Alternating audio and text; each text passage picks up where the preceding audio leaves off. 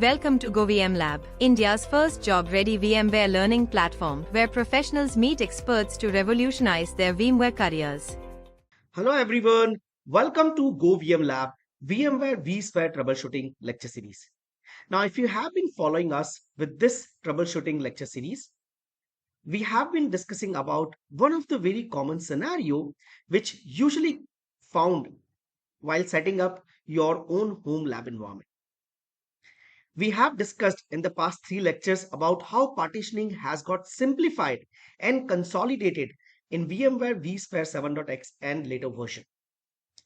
Earlier, we had a more static partitions which were fixed in the size, but later on, from the ESXi 7.x onwards, VMware did a major changes in their partitioning layout, and that is one of the reason we do see a issue where ESXi says that no data is stored found, whereas your underlying ESXi host is being installed on a hard drive, let's say 80 GB, what we have been discussing in our this particular troubleshooting lecture series. So in the first 3 lectures, if you have not watched out, we would really request you first finish watching all the 3 lectures where we have been discussing about the problem statement. We have been discussing about the reason why this problem is coming.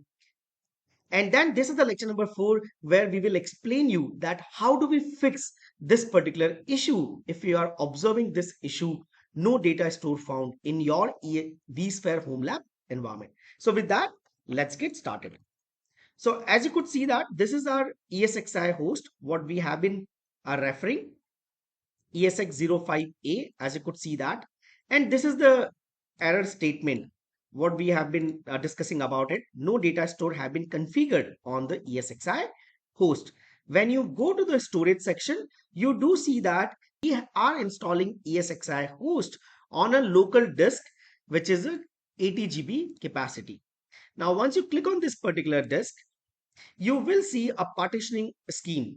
We do see that this is the 100 MB of boot partition, then we have a 4 GB and 4 GB of primary and alternative boot bank partition, and then we have also discussed about ESX OSData partition in the previous part 2 and the part 3 of this particular lecture series, that what is this ESX OSData partition, what are this ROMish data and RAMish data, what is the partitioning layout VMware has restructured and re-architected in ESXi 7.x and later version. So if you have really following us through this lecture series, by now you should be clear with the reason that even if installing ESXi host on 80 GB of drive, why we don't see any VMFS data store created.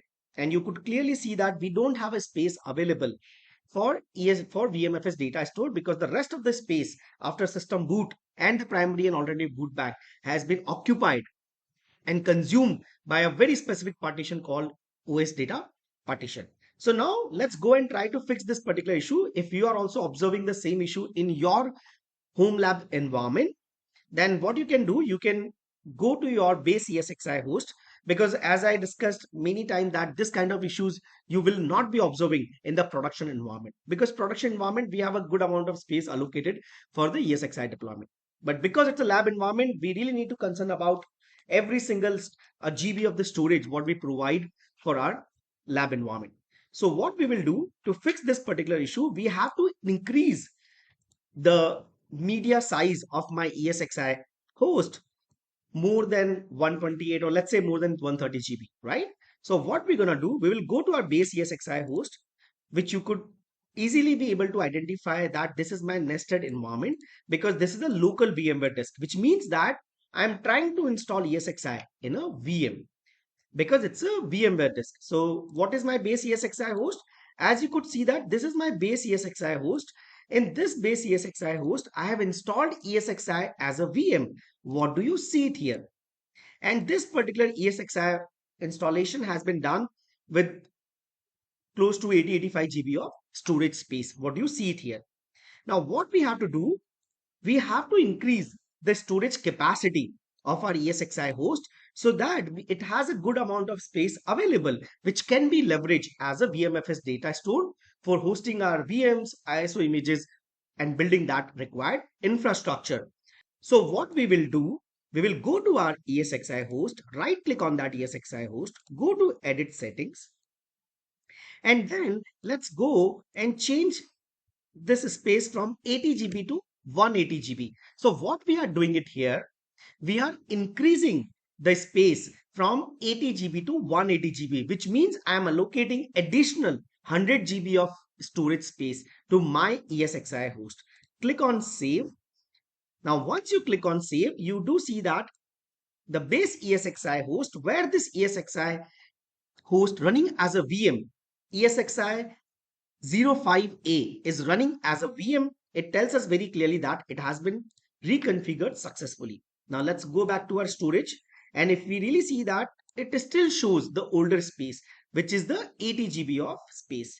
So what we have to do, we have to go to this particular disk, right click, we have to go to this particular disk, click on actions and click on rescan.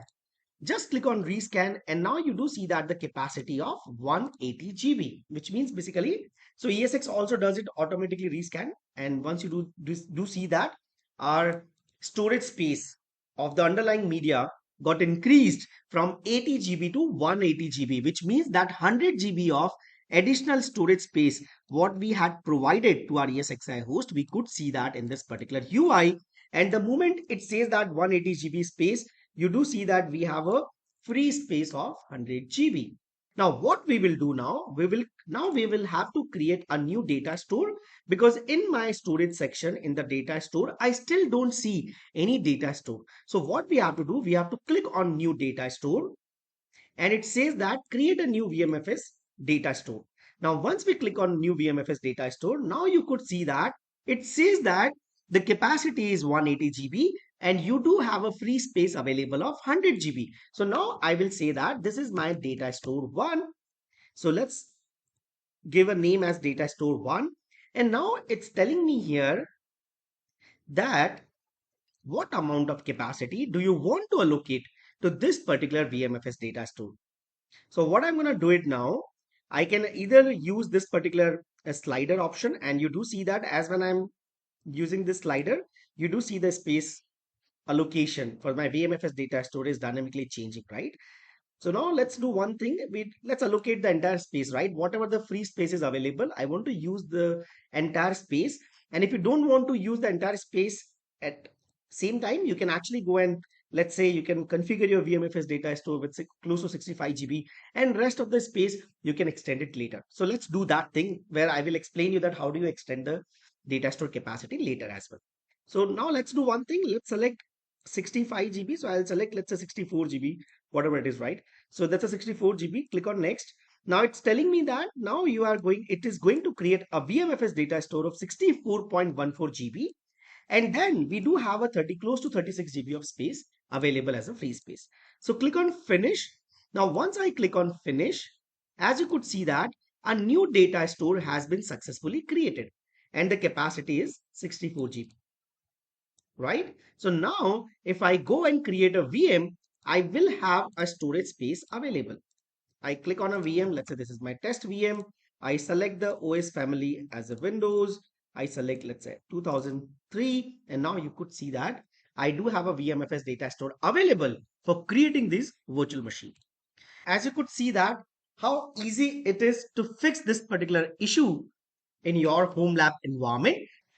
Now, if you really see that, right, most of the engineers stop at the installation. Most of the engineers learning VMware, they usually stop their learning just by doing the ESXi installation. But if you know, the real growth starts when you start understanding why architecture has changed, how storage has to be designed, and how enterprise environment works. That helps you to not only learn the VMware technology, but also become the specialist of this particular technology. And if you want to learn VMware the way enterprises actually deploy, not just learning the installation, then you can join our very specialized, a very curated program called Zero to Hero Data Center Expert Program, where we focus more on architecture level learning, implementation level learning, packet level detailing, and most importantly, how enterprises actually deploy VMware product in their environment, and what could be a common scenarios which can really help you to troubleshoot such issues in your production environment. Because we all believe that real engineers do not just install.